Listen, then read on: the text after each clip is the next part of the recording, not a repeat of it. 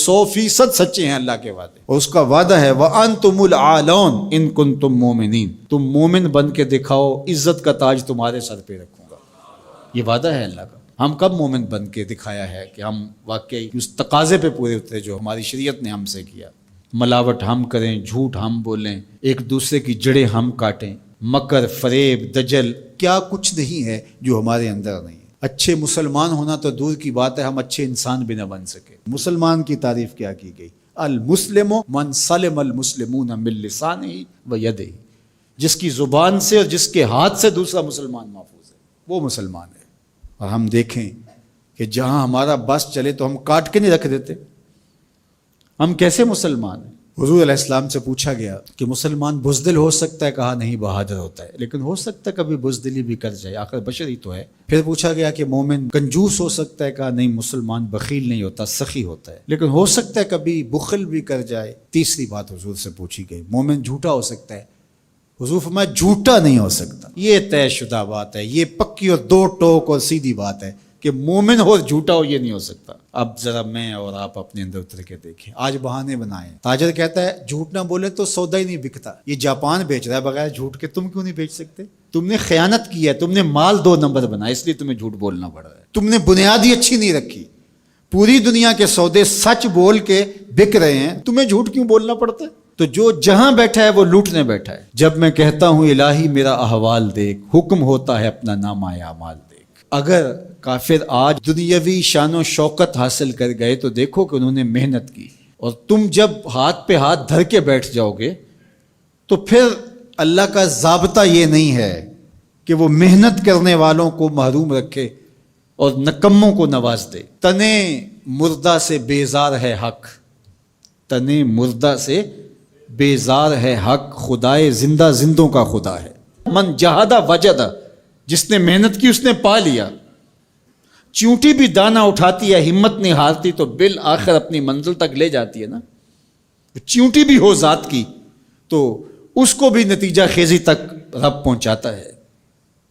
کچھوا بھی چلتا رہے تو منزل پہ پہنچتا ہے، خرگوش ہو کے سویا رہے تو وہ منزل پہ نہیں پہنچ سکتا۔ تم خرگوش صحیح لیکن سوئے ہوئے ہو، لہٰذا منزل تمہارا مقدر ہو ہی نہیں سکتی جب تک تم مسلسل چلنے کی مشق نہیں پیدا کرتے۔ وَأَنْتُمُ الْأَعْلَوْنَ، تم ہی سر بلند ہو، لیکن شرط یہ ہے ان کنتم مومنین، تم مومن تو بن کے دکھاؤ، تمہارے سر پہ عزتوں کا تاج رکھ دوں گا۔ آج ذرا دیکھیں ہم کھڑے کہاں ہیں۔ تھوڑے سے حالات سخت ہونے لگتے ہیں تو تاجر ذخیرہ اندوزی کرنے لگ جاتا ہے، اور مانگتے ہو وہ شانیں، مانگتے ہو وہ عزتیں جو قرون اولیٰ کے مسلمانوں کو دی گئی، ذرا وہ کردار بھی تو لے کر کے آؤ نا۔ تم تو ذخیرہ اندوزی کرنے بیٹھ گئے کہ زیادہ سے زیادہ پیسے کما لیں اور غریبوں کا خون بھی نچوڑ لیں۔ اور مدینے میں تھوڑے سے حالات تلخ ہوتے ہیں، تھوڑی سی قحط سالی کے آثار حویدہ ہوتے ہیں، اور حضرت سیدنا عثمان غنی رضی اللہ تعالیٰ عنہ کا تجارتی قافلہ غلہ لینے گیا ہوا ہے شام میں۔ تو جب وہ شام سے واپس آتا ہے تو مدینے کے کچھ تاجر آتے ہیں اور کہتے ہیں کہ جناب یہ جتنا غلہ ہے اونٹوں کے اوپر ہی ہمیں بیچ دیجیے، ہم سے 2 قیمت لے لیجیے۔ فرمانے میں اس سے زیادہ قیمت میں دینا چاہتا ہوں۔ تو کہا جناب 2 گنا لے لیجیے۔ فرمایا نہیں۔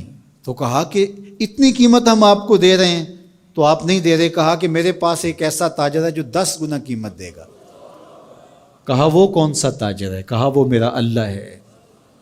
اور بلا کر کے خادموں سے کہا کہ سارا غریبوں میں بانٹ دو۔ یہ تاجر تھے عثمان غنی، آج بھی عثمان غنی ہے۔ میں آپ کو بتاؤں مدینہ المنورہ کے بینک میں حضرت عثمان غنی کا آج بھی اکاؤنٹ کھلا ہوا ہے۔ 1450 سال بیت گئے، ان کا اکاؤنٹ آج بھی چل رہا ہے۔ بیر عثمان جو مزرعہ عثمان ہے، جس میں وہ بیر عثمان تھا جو خرید کے وقف کیا تھا، وہ آج بھی وقف ہے، اور وہ کسی کے نام نہیں ہے، وہ حضرت عثمان غنی کے نام ہے۔ اور اس کی ساری آمدنی حضرت عثمان غنی رضی اللہ تعالی عنہ کے نام پر جو بینک میں اکاؤنٹ ہے اس میں جاتی ہے، اور پھر ادھر سے خیریہ میں آتی ہے اور غریبوں میں بٹتی ہے۔ ایسا غنی آج بھی اس کی سخاوت جاری ہے۔ غنی ایسا بھی دیکھا، یہ ذخیرہ اندوز جو لوگوں کے خون بھی نچوڑ لیتے ہیں، بوٹیاں بھی نوچ لیتے ہیں، آج مرے کل 10واں دن، بعد میں کوئی ان کو جانتا بھی نہیں ہوتا ہے۔ تو ذخیرہ اندوز لوگوں کی یوں بوٹیاں نوچے گا اور خون نچوڑے گا اور کہے گا کہ اللہ کی رحمت نازل ہمارے اوپر کیوں نہیں ہوتی؟